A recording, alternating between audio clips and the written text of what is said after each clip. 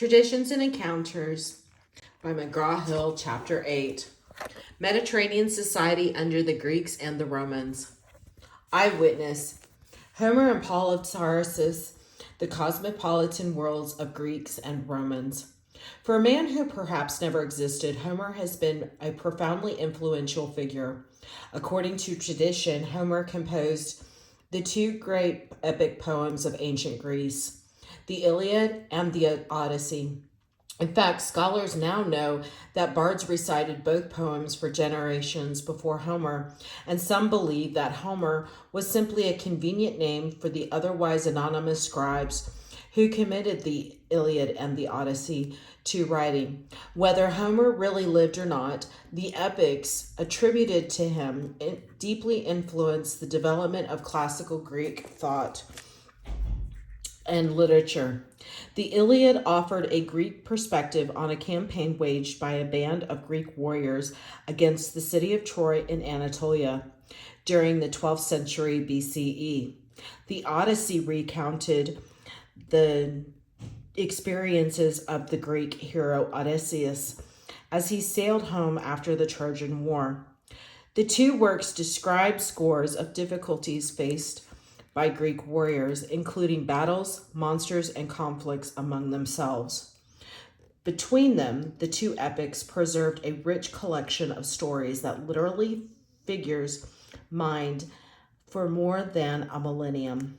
The Iliad and the Odyssey also testify to the frequency and normality of travel, communication, interaction in the Mediterranean basin. During the second and first millennia BCE, both works portray Greeks as expert and fearless seamen, almost as comfortable aboard their ships as on land, who did not hesitate to venture into the waters of what Homer called the wine-dark sea. Homer lovingly described the sleek galleys in which Greek warriors raced across the waters, and he even had Odysseus construct a sailing ship single-handedly when he found himself shipwrecked on an island inhabited only by a goddess. The Iliad and the Odyssey make it clear that maritime links touched people throughout the Mediterranean basin in Homer's time, and further that Greeks were among the most prominent seafarers of the age. The maritime links established by Greeks lived on long after the decline of classical Greek society. Indeed, the Romans took advantage of those links and used them to build a powerful society that dominated the whole Mediterranean basin by the 1st century CE. By that time, Roman citizens found themselves living in a cosmopolitan world in which Roman administrators oversaw affairs from Anatolia and Palestine in the east to Spain and Morocco in the west. Just as Homer's epics recall the world of the Greeks, the story of Paul of Tarsus reflects the cosmopolitan world of the Romans. Born in the 1st century CE, Paul was a devout Jew from Anatolia who accepted the Christian teachings of Jesus of Nazareth.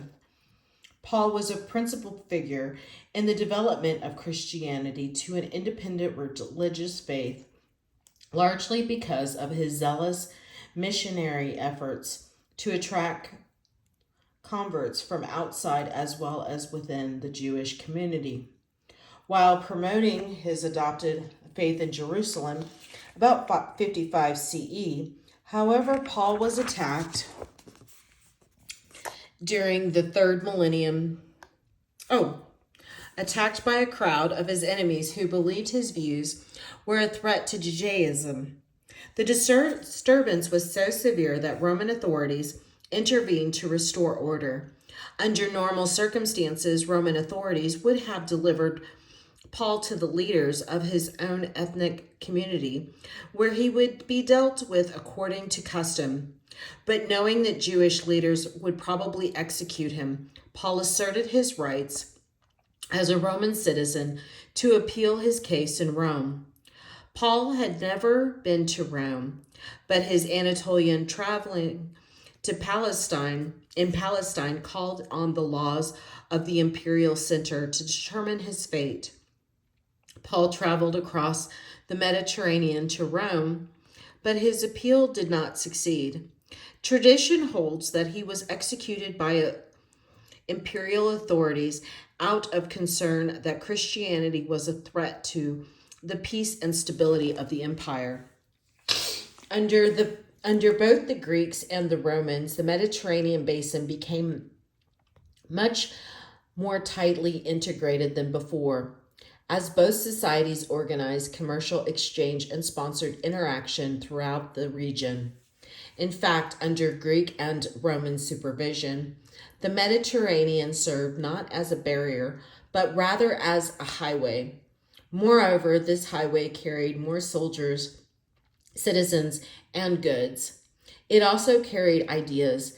Indeed, Greek philosophy, which generated a remarkable body of moral thought and philosophical reflection, shaped the cultural foundations of the Roman Republic and Empire. As educated Roman thinkers drew inspiration from their neighbors to the east, later this highway carried the Christian religion to all corners of the Roman Empire.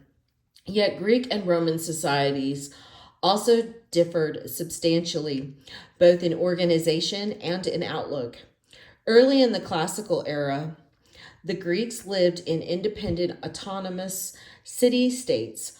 Only after the late 3rd century BCE did they play prominent roles in the large, centralized empire established by their neighbors to the north in Macedon. Until then, the Greeks had integrated the societies and economies of distant lands, mainly through energetic commercial activity over Mediterranean sea lanes. In contrast to the Greeks, the Romans built an extensive centralized land empire. At its high point, the Roman Empire dominated the entire Mediterranean basin and parts of Southwest Asia, as well as North Africa and much of the continental Europe and Britain. In addition, whereas Greek authorities did not sponsor an evangelical religion, Christianity eventually became the official religion of the Roman Empire, which allowed the new religion to spread much more effectively than before. In spite of their differences, however, exploring Greek and Roman societies together makes it possible to understand the growing integration of the Mediterranean basin and its increasing interconnectedness with a wide swath of Eurasia and North Africa over the millennium just prior to the start of the Common Era. The early development of Greek society. During the 3rd millennium BCE, the peoples of the Balkan region and the Greek peninsula increasingly met and mingled with people from different societies who traveled and traded in the Mediterranean basin. As a result, early inhabitants of the Greek peninsula built their societies under the influence of Mesopotamians, Egyptians, Phoenicians, and other active in the region. Beginning in the 9th century BCE, the Greeks organized a series of city-states which served as the political context for the development of classical Greek society. Minoan and Mycenaean societies. Kenosis. During the late 3rd millennium BCE, a sophisticated society arose on the island of Crete. Scholars refer to it as the Minoan Society, after Minos, a legendary king of ancient Crete. Between 2000 and 1700 BCE, the inhabitants of Crete built a series of lavish palaces throughout the islands. Most notably, the enormous complex at Kenosis, decorated with vivid frescoes depicting Minoans at work and play. These palaces were the nerve centers of Minoan society. They were residences of rulers, and they also served as storehouses where officials collected taxes in kind from local cultivators. Between 2200 and 1450 BCE, Crete was a principal center of Mediterranean commerce. By 2200 BCE, Cretans were traveling abroad advanced sailing craft of Phoenician design. Minoan ships sailed to Greece, Anatolia, Phoenicia, and Egypt, where they exchanged Cretan wine, olive oil, and wool for grains, textiles, and manufactured goods.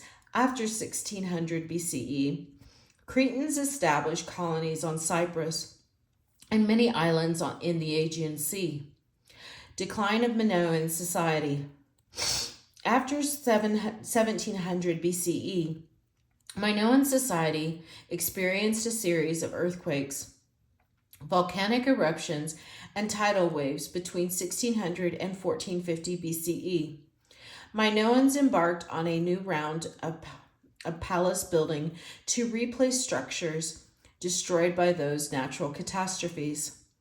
They built luxurious complexes with indoor plumbing and drainage systems, and even furnished some of them with the flush toilets. After 1450 BCE, however, the wealth of Minoan society attracted a series of invaders, and by 1100 BCE, Crete had fallen under foreign domination. Yet Minoan traditions deeply influenced the inhabitants of nearby Greece. Mycean Society. Beginning about 2200 BCE, migratory Indo-European peoples filtered into the Greek peninsula by 1600 BCE. They had begun to trade with the Minoan merchants and visit Crete, where they learned about writing and large-scale construction. After 1450 BCE, they also built massive stone fortresses and palaces throughout the southern part of the Greek peninsula, known as Peloponnesus. Because the fortified sites offered protection, they soon attracted settlers who built small agricultural communities. Their society is known as Mycenaeans, after Mycenae, one of their most important settlements. Chaos in the eastern Mediterranean. From 1500 to 1100 BCE, the Mycenaeans expanded their influence beyond peninsular Greece. They largely overpowered Minoan society, and they took over the Cretan palaces. The Mycenaeans also established settlements in Anatolia, Sicily, and southern Italy. About 1200 BCE, the Mycenaeans engaged in a conflict with the city of Troy in Anatolia. This Trojan War, which Homer recalled from a Greek perspective in his Iliad, coincided with invasions of foreign mariners in the Mycenaean homeland. Indeed, from 1100 to 800 BCE, chaos reigned throughout the eastern Mediterranean region. Invasions and civil disturbances made it impossible to maintain stable governments or even productive agricultural societies. Mycenaean palaces fell into ruin, the population sharply declined, and people abandoned most settlements. The world of the polis. In the absence of centralized state or empire, local institutions took the lead in restoring political order in Greece. After the decline of the Mycenaean society, the most important institution was the polis, or city-state. Over time, many of these polis, the plural of polis, became lively commercial centers. They took on an increasingly urban character and extended their authority over surrounding regions. By about 800 BCE, many polis had become bustling city-states that functioned as the principal centers of Greek society. The most important of the polis were Sparta and Athens, whose contrasting constitutions help to illustrate the variety of political structures in classical Greece. Indeed, as we will see, the contrasts between Sparta and Athens led to simmering tensions between the two polies, which later erupted in a fierce civil conflict known as the Peloponnesian War, 431 to 404 BCE. Sparta. Sparta was situated in a fertile region of the Greek peninsula, whose lands the Spartans exploited by forcing neighboring peoples to perform agricultural labor. These helots, or servants of the Spartan state, were not slaves, but neither were they free to leave the land. Their role in society was to keep Sparta supplied with food. By the 6th century BCE, the helots probably outnumbered the Spartan citizens by more than 10 to 1, which meant that the Spartans constantly had to guard against a rebellion. As a result, the Spartans devoted most of their resources to maintaining a powerful and disciplined military. Spartan society. Excuse me. In theory, Spartan citizens were equal in status to discourage the development of economic and social distinctions. Spartans observed an extraordinarily austere lifestyle. They did not wear jewelry or elaborate clothes, nor did they pamper themselves with luxuries or accumulate private wealth on a large scale. It is for good reason, then, that our adjective Spartan refers to a lifestyle characterized by simplicity, frugality, and austerity. Distinction among the ancient Spartans came by prowess, discipline, and military talent, which the Spartan educational system cultivated from an early age. All Spartan men and women underwent a rigorous regime of physical training. The sons of the Spartan citizens left their homes at age 7 and went to live in military barracks. At age 20, they began active military service, which they continued until retirement. Spartan authorities also prescribed vigorous physical exercise for girls in hopes they would bear strong children. When they reached age 18 to 20, young women married and had occasional sexual relations, but did not live with their husbands. Only at about age 30 did men leave the barracks and set up a household with their wives and children. Although Spartan society had lost much of its ascetic rigor by the 4th century BCE, Spartan institutions nevertheless continued to reflect the larger society's commitment to military values. In effect, Sparta sought to maintain public order by creating a military state that could crush any threat. Athens. Whereas Sparta sought to impose order by military means, Athens sought to negotiate order by considering the interest of the polis' various constituencies. It is important to note, however, that while the principles of the Athenian government were exceptionally democratic in the context of their own time, ideas about what constitutes a democracy have changed over time and vary from place to place. For example, citizenship in Athens was not open to all residents. Only free adult males from the polis itself were allowed to play a role in public affairs, leaving foreigners, slaves, and women with no direct voice in government. Nevertheless, in seeking to resolve social problems, Athenians opened government offices to all male citizens and broadened the base of political participation in classical Greece. Athenian Society.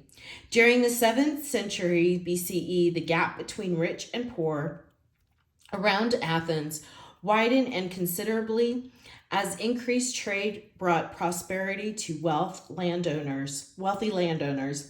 By the early 6th century BCE, a large class of underprivileged people were unhappy enough to wage war against their wealthy neighbors.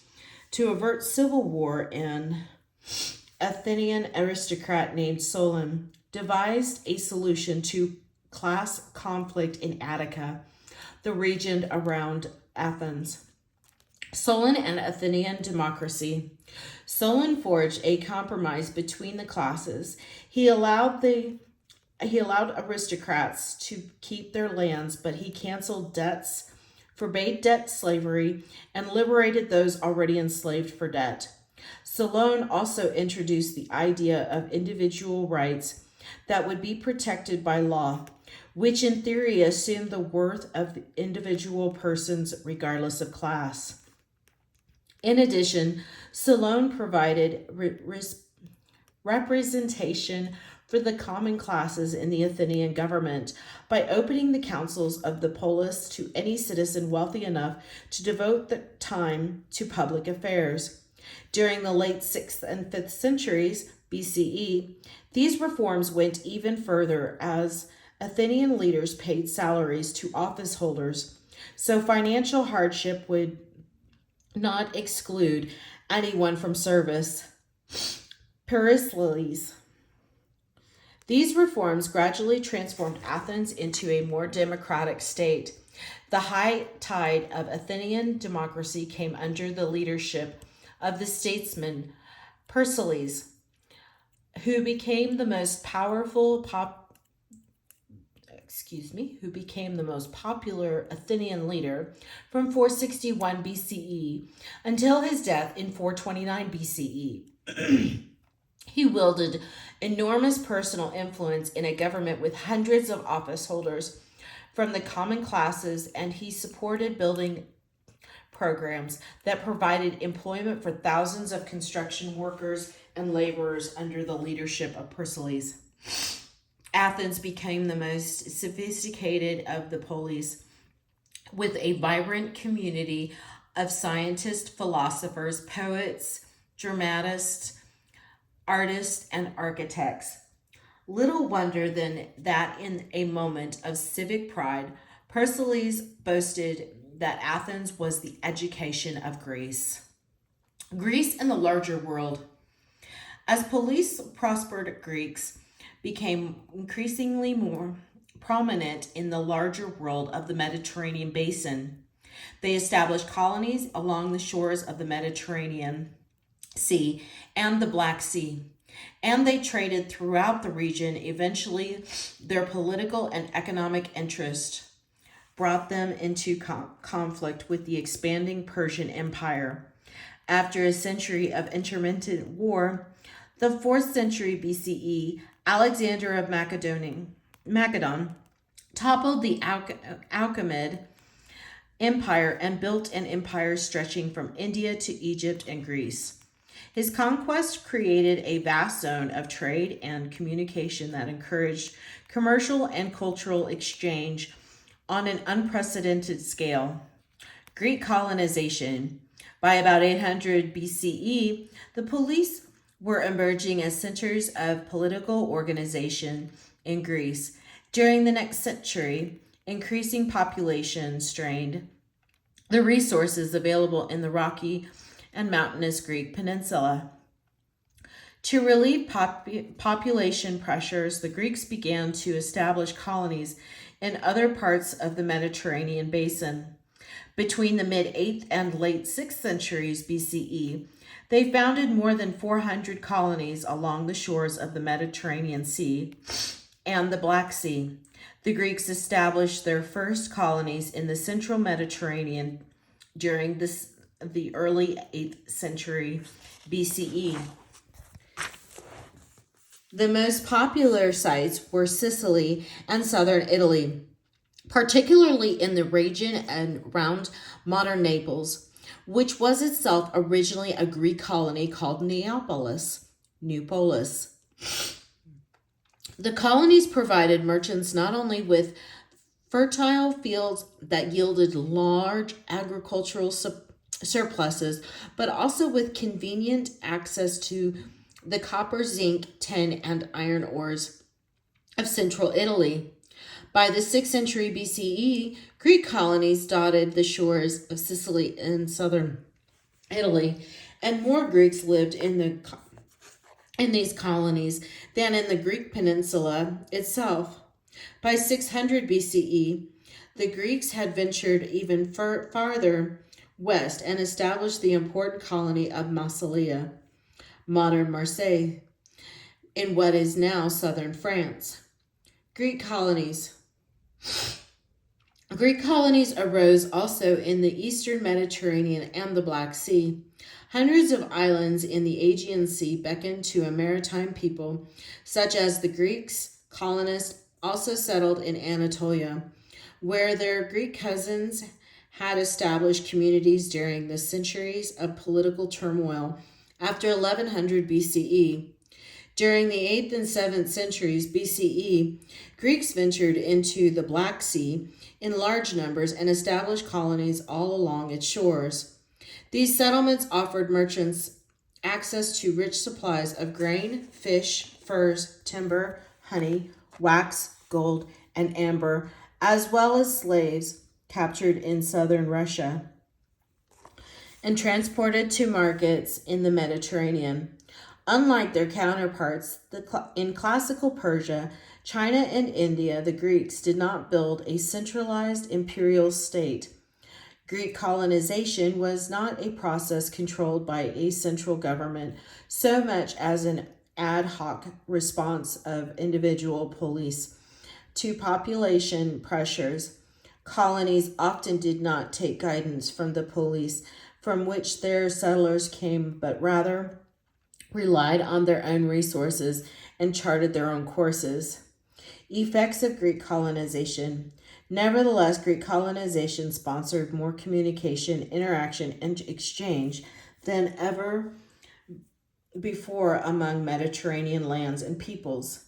From the early 8th century BCE, colonies facilitated trade between their regions and the police in peninsular Greece and Anatolia. At the same time, colonization spread Greek language and cultural traditions throughout the Mediterranean basin. Moreover, the Greek presence quickened the tempo of social life, especially in the western Mediterranean and the Black Sea. Except for a few urban districts surrounding Phoenician colonies in the western Mediterranean, these regions were home mostly to small-scale agricultural societies organized by clans, as Greek merchants brought wealth into these societies. Local clan leaders built small states in areas such as Sicily, southern Italy, southern France, the Crimean Peninsula, and southern Russia, where trade was especially strong. Thus, Greek colonization had important political and social effects throughout the Mediterranean basin. Conflict with Persia. During the 5th century BCE, their links abroad brought a police of the Greek peninsula into direct conflict with the Persian Empire in a long struggle known as the Persian Wars. As the Persian emperors Cyrus and Darius I tightened their grip on Anatolia, the Greek cities on the Ionian coast became increasingly restless in 500 BCE. They revolted against Persian rule and expelled the Achaemenid administrators. In support of their fellow Greeks and commercial partners, the Athenians sent a fleet of ships to aid the Ionian effort. The Persian Wars. Despite Athenian assistance, Darius I repressed the Ionian rebellion in 493 BCE. 3 years later, he mounted a campaign against peninsular Greece to punish them for their interference. Although greatly outnumbered, the Athenians routed the Persian army at the Battle of Marathon and then marched back to Athens in time to fight off the Persian fleet. In spite of success in individual battles, however, neither side could secure a definitive victory over the other. And for more than a century, Greeks and Persians continued to skirmish intermittently without decisive results. The Delinean League.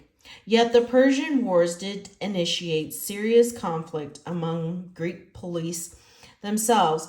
The cause was an alliance between the police, known as the Delian League, which was formed to discourage further Persian actions in Greece. Because of its superior fleet, Athens became the leader of the alliance, benefiting greatly from the financial contributions of other polies. However, once it was clear that the Persian threat no longer existed, the other polies resented having to make contributions that seemed to benefit only the Athenians. The Polypeptian War. Ultimately, the tensions resulted in a bitter civil conflict known as the Peloponnesian War. 431 to 404 BCE, police divided into two armed camps under the leadership of Athens and Sparta, and the principal contenders for hegemony. I'm so sorry if I mispronounced that. Hegemony in the Greek world. By 404 BCE, the Spartans and their allies had forced the Athenians to unconditional surrender. However, Sparta's victory soon generated new jealousies, and new conflicts quickly broke out between the police. During the decades following Athenian surrender, hegemony in the Greek world passed to Sparta, Thebes, Corinth, and other polies. The Peloponnesian War was both a debilitating and a demoralizing conflict. Athenians bullied smaller communities, disregarded the interests and concerns of other polies, insisted that allies resolutely toe the Athenian line, and subjected insubordinate communities to severe punishments. When the small island of Melos refused to acknowledge the authority of Athens, for example, Athenian forces reportedly conquered the island, massacred all the men of the military age, and sold the women and children into slavery. As a result of that, other atrocities, Athens lost its reputation as the moral and intellectual leader of the Greek people and gained notoriety as an arrogant, insensitive imperialist power. Meanwhile, as the Peloponnesian War divided and weakened the world of the Greek police, a formidable power took shape to the north, the Macedonians and the coming of empire. The kingdom of Macedon until the 4th century BCE. The kingdom of Macedon was a frontier state north of the peninsular Greece. During the reign of King Philip II, 359 to 336 BCE, however, Macedon became a powerful unified state with an impressive military. When Philip had consolidated his hold on Macedon, he turned his attention to two larger prizes, Greece and the Persian Empire. Greece proved relatively easy to conquer. The Peloponnesian War had poisoned the police against one another, which hampered organized resistance. Thus, in 338 BCE, after a campaign of 12 years, Philip had all of Greece under his control. Alexander of Macedon. Philip intended to use his conquest of Greece as a launching pad for an invasion of Persia, but was prevented from doing so because he was assassinated by one of his bodyguards in 336 BCE. The invasion of Persia thus fell to his 20-year-old son Alexander of Macedon, often called Alexander the Great. Alexander soon assembled an army to invade the Persian Empire. Alexander was a brilliant strategist and an inspired leader, and he inherited a well-equipped and highly spirited veteran force from his father.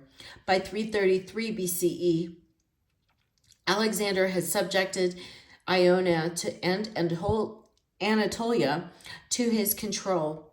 Within another year, he held Syria, Palestine, and Egypt.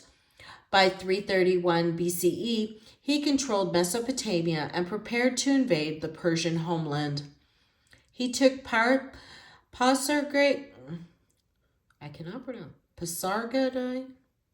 and burned the Achaemenid palace at Persepolis late in 331 BCE.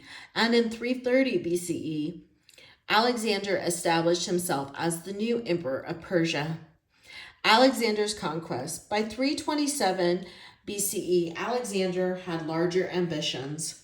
He took his army into India, but was forced to return home when his troops refused to proceed any further. By 324 BCE, Alexander and his army had returned to Susa in Mesopotamia in June of 323 BCE. However, after an extended round of feasting and drinking, he suddenly fell ill and died at the age of 33. Thus, although Alexander proved to be a brilliant conqueror, he did not live long enough to develop a system of administration for his vast realm. The Hellenistic Era.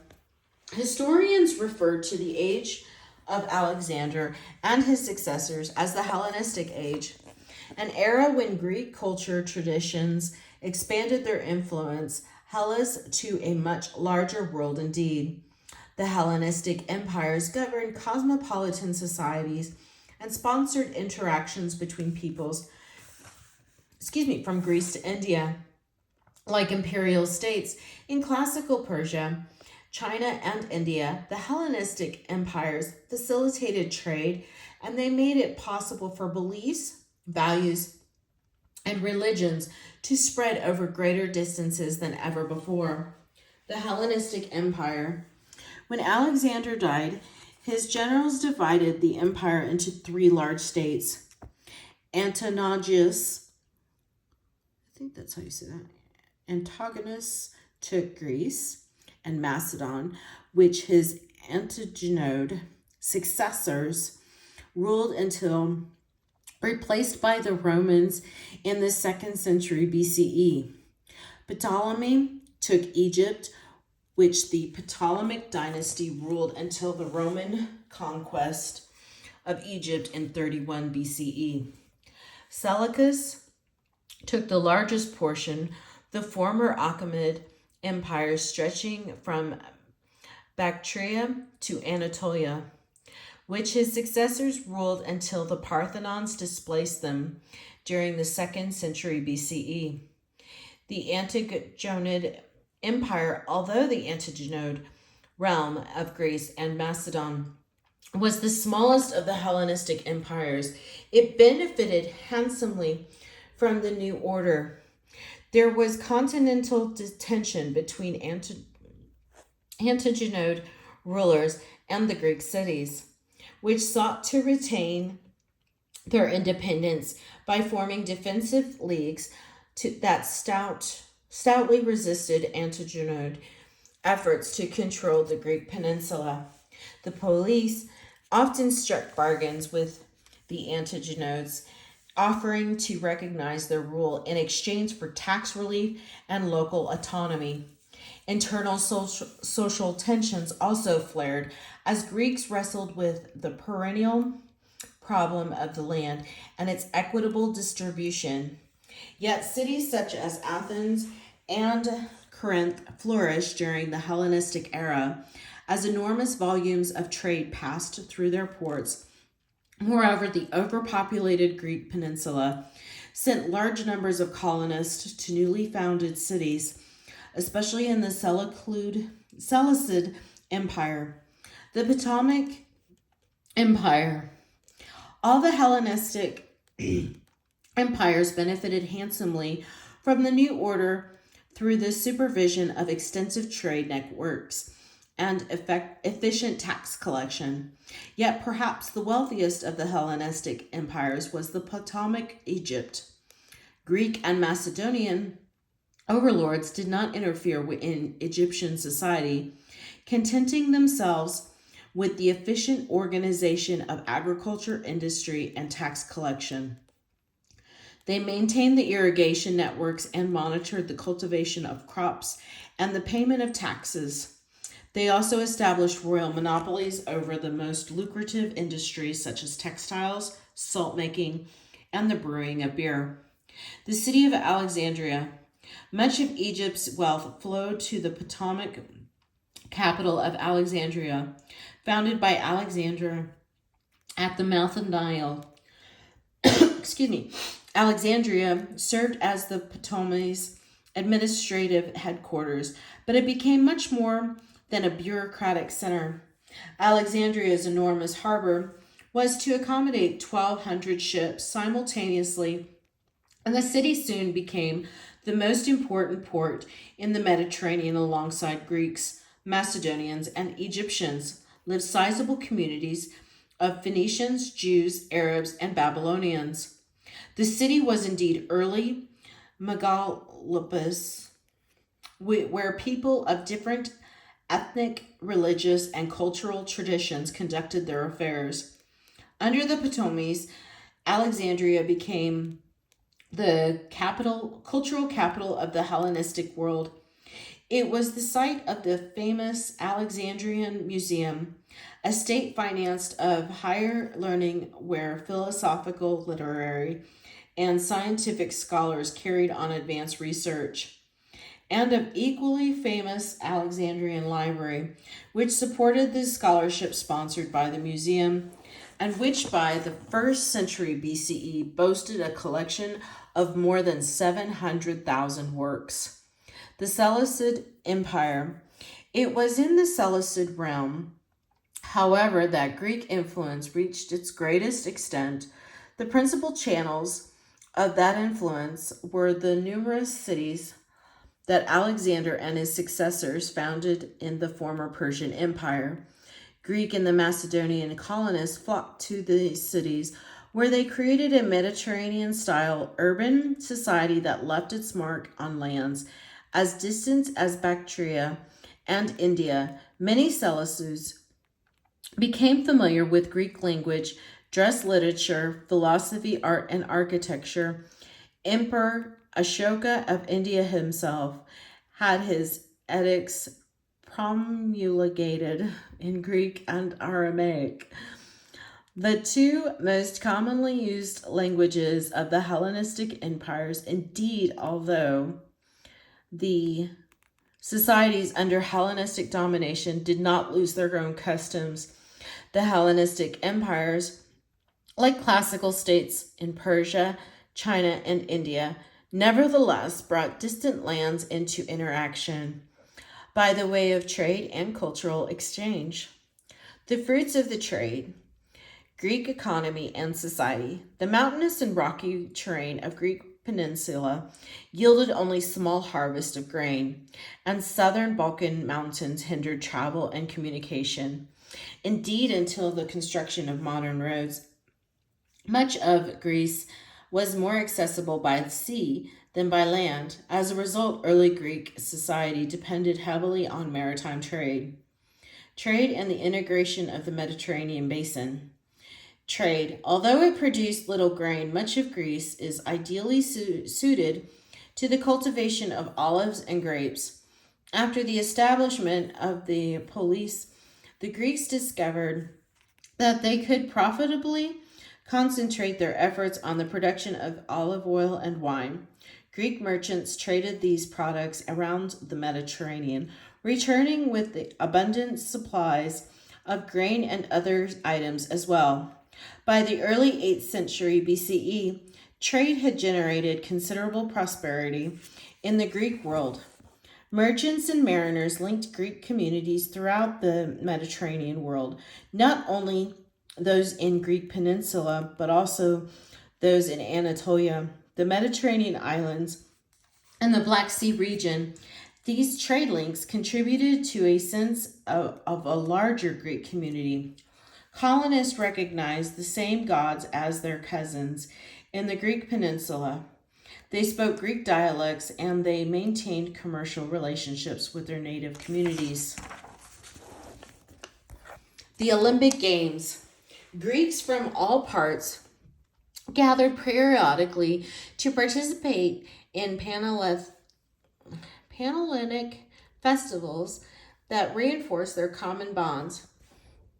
Many of these festivals featured athletic, literary, or musical contests in which individuals sought to win glory for their polis.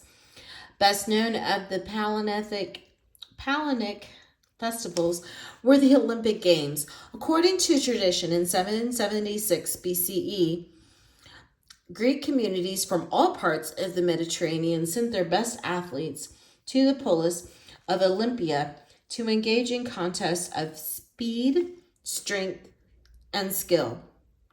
Events included foot tracing, long jump, boxing, wrestling, javelin tossing, and discus throwing. Winners of the events received olive wreaths, and they became celebrated heroes in their home polis. The ancient Olympic Games took place every 4 years for more than a millennium before quietly disappearing from Greek life. So although they were not united politically, by the 6th century BCE, Greek communities had nevertheless established a sense of collective identity. Family and society. Patriarchal society, with the establishment of police in the 8th century BCE, the nature of Greek family and society came into focus. Like urban societies in the southwest, Asia and Anatolia, the Greek police adopted strictly patriarchal family structures. Male family heads ruled their households, and fathers even had the right to decide whether to keep infants born to their wives. Greek women fell under the authority of their fathers, husbands, or sons. Upper-class Greek women spent most of their time in the family home and frequently wore veils when they ventured outside. In most of polis, women could not own landed property, but they sometimes operated small businesses such as shops and food stalls. The only public position open to Greek women was that of a priestess of a religious cult. Sparta was something of a special case. When it came to gender relations, their women participated in athletic contests, went about town by themselves, and sometimes even took up arms to defend the polis. Even in Sparta, however, men were family authorities, and men alone were determined state policies. Slavery. Throughout the Greek world, as in other classical societies, slavery was a prominent means of mobilizing labor. Slaves came from several different backgrounds. Some entered slavery because they could not pay their debts. Many were soldiers captured in war. A large number came from the peoples with whom the Greeks traded. Slave markets at Black Sea ports sold semi-nomadic Scythians captured in Russia. The Egyptians provided African slaves. Greek law regarded all slaves as the pivotal chattel property of their owners, and their conditions of the slaves' lives depended on the needs and the temperament of their owners. In general, however, slaves who possessed special skills fared better than unskilled slaves. A slave named Passion, for example, worked first as a porter and then as a clerk at a prominent Athenian bank. During the late 5th and early 4th centuries, BCE, Passion gained his freedom, took over management of the bank, outfitted 5 warships from his own pocket, and won a grant of Athenian citizenship. The cultural life of a classical Greece. During the 8th and 7th centuries BCE, as Greek merchants ventured throughout the Mediterranean basin, they became acquainted with the sophisticated cultural traditions of Mesopotamia and Egypt. They learned astronomy, science, mathematics, medicine, and magic from the Babylonians, as well as geometry, medicine, and divination from the Egyptians. They also drew inspiration from the myths, religious beliefs, art motifs, and architectural styles of Mesopotamia and Egypt. About 800 BCE, they adopted adapted to the Phoenician alphabet to their own language. The Phoenicians' consonants, they added symbols for vowels and thus created an exceptionally flexible system for representing human speech in written form. During the 5th and 4th centuries BCE, the Greeks combined those borrowed cultural elements with their own intellectual interest to elaborate a rich cultural tradition that exercised enormous influence in the Mediterranean basin and Western Europe. The most distinctive feature of classical Greek culture was the effort to construct a consistent system of philosophy based purely on human reason, rational thought, and philosophy. Socrates, the pivotal figure in the development of the philosophy, was Socrates, 470 to 399 BCE, a thoughtful Athenian driven by a powerful urge to understand human beings in all their complexity. Socrates did not commit his thought to writing, but his disciples. Plato later composed dialogues that represented Socrates' views. He suggested that honor was far more important than wealth, fame, or other superficial attributes. He scorned those who preferred public accolades to personal integrity, and he insisted on the need to reflect on the purposes and goals of life in elaborating those views. Socrates often subjected traditional ethical teachings to crucial scrutiny that outraged some of his fellow citizens, who brought him to trial on charges that he corrupted the Athenian youths who joined him in the marketplace to discuss moral and ethical issues. A jury of Athenian citizens decided that Socrates had indeed passed the bounds of propriety and condemned him to death.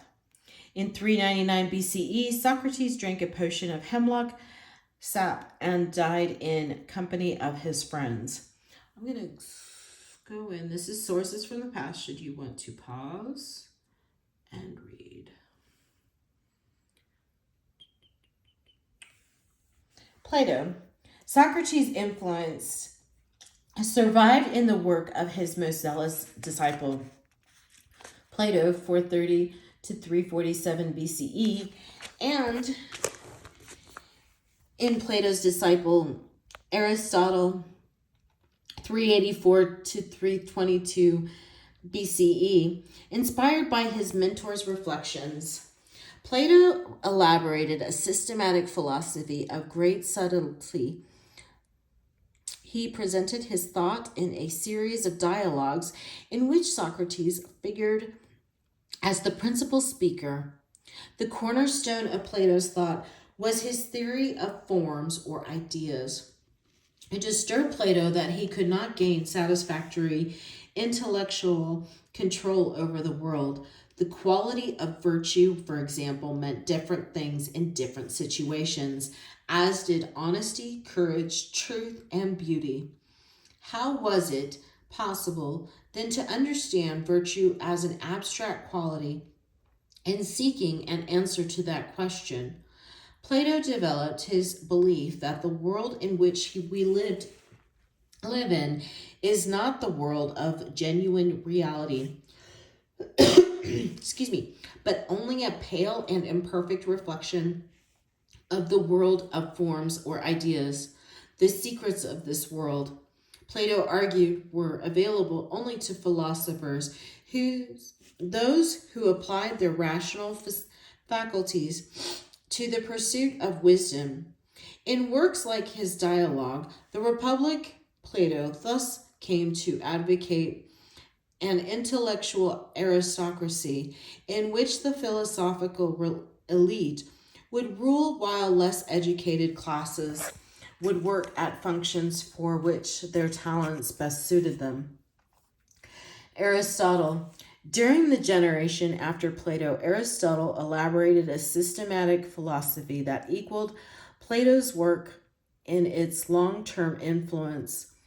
Unlike Plato, Aristotle believed that philosophers could rely on their senses to provide accurate information about the world and then depend on reason to sort out his mysteries. His work provided such a coherent and comprehensive vision of the world that his latter disciples called him the master of those who know. The Greek philosophers deeply influenced the development of European and Islamic cultural traditions. Until the 17th century CE, most European philosophers regarded the Greeks as intellectual authorities. Christian and Islamic theologians alike went to great lengths to harmonize their religious convictions with the philosophical views of Plato and Aristotle. Thus, like philosophical and religious figures in other classical societies, Plato and Aristotle provided a powerful intellectual framework that shaped thought about the world and human affairs for 2 millennia and more. Popular religion and Greek drama. Deities. Because most of the Greeks of the classical era did not have an advanced education, they turned to traditions of popular culture and popular religion rather than philosophy to seek guidance for human behavior. The Greeks did not recognize a single, exclusive, all-powerful God. Rather, they believed that in the beginning there was the formless void of chaos out of which emerged the earth, the mother and creator of all things. The earth then generated the sky, and together they produced night, day, sun, moon, and other natural phenomena. Struggles between the deities led to bitter heavenly battles, and ultimately Zeus, grandson of the earth and sky gods, emerged as paramount ruler of the divine realm. Zeus's heavenly court included scores of subordinate deities who had various responsibilities. The god Apollo promoted wisdom and justice, for example. The goddess Fortune brought unexpected opportunities and difficulties, and the Furies wreaked vengeance on those who violated divine law. Religious cults, like religious cults, traditions, and in other lands, Greek myths sought to explain the world and the forces that shape it. They served also as foundations for religious cults based on individual beliefs that contributed to a powerful sense of community in classical Greece. The religious cults varied widely, mainly conducted ritual observances in special places. For example, and some were open to only one sex. Before the 5th century BCE, many cults inspired emotional displays and spirited, sometimes frenzied, song and dance. Tragic drama. During the 5th century BCE, however, as the police strengthened their grip on public and political life, the religious cults became progressively more tame. Instead of festivals, religious cults marked the year with the presentation of plays that examined relations between humans and the gods, or reflected on ethics and morality. The transformation set the stage for the emergence of Greek dramatic literature, which sought to engage audiences in subtle reflection on complicated themes. The great tragedians, Aeschylus, Sophocles, and Euripides, I'm so sorry if I mispronounce those, whose lives spanned the 5th century BCE, explored the possibilities and limitations of human action. Comic dramatists such as Aristophanes also dealt with serious issues of human striving and responsible behavior by ridiculing the foibles of prominent public figures and calling attention to the absurd consequences of ill-considered action. Hellenistic philosophy and religion. As the Hellenistic Empire seized the political initiative in the Mediterranean basin and eclipsed the police residents, ceased to regard their polis as the focus of individual and religious loyalties. Instead, they increasingly looked toward cultural and religious alternatives that ministered to the needs and interests of individuals living in a cosmopolitan society. The Hellenistic philosophers. The most popular Hellenistic philosophers, the Epicureans, the Skeptics, the Stoics, addressed individual needs by searching for personal tranquility and serenity. The Epicureans, for example, identified pleasure as the greatest good. By pleasure, they meant not unbridled hedonism, but rather a state of quiet satisfaction that would shield them from the pressures of the Hellenistic world. Skeptics refused to take strong positions on political, moral, and social issues because they doubted the possibility of certain knowledge.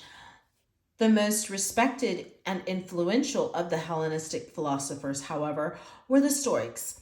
Unlike Epicureans and Skeptics, the Stoics did not seek to withdraw from the pressures of the world. Rather, they taught the individuals had the duty to aid others and lead virtuous lives in harmony with reason and nature. Religions and of salvation. Whereas philosophers' doctrines appealed to educated elites, religions of salvation spread across the trade routes of the Hellenistic empires and enjoyed surging popularity in Hellenistic society. Mystery religions promised eternal bliss for initiates who observed their rites and lived accordance with their doctrines. Some of these faiths spread across the trade routes and found followers far from their homelands. The Egyptian cult of Osiris, for example, became extraordinarily popular because it promised salvation for those who led honorable lives. Cults from Persia, Mesopotamia, Anatolia, and Greece also attracted disciples throughout the Hellenistic world. Many of the mystery religions involved the worship of a savior whose death and resurrection would lead the way to eternal salvation for devoted followers. Some philosophers and religious thinkers speculated that a single universal God might rule the entire universe, and that this God had a plan for the salvation of all humankind. Like the Hellenistic philosophies, then religions of salvation addressed the interest of individuals searching for security in a complex world. Indeed, the most interest continued to be concerned to peoples in the Mediterranean basin long after political dominance passed from Greek to Italian peninsula. This is the end of the readings for chapter 8, or at least part 1 anyway.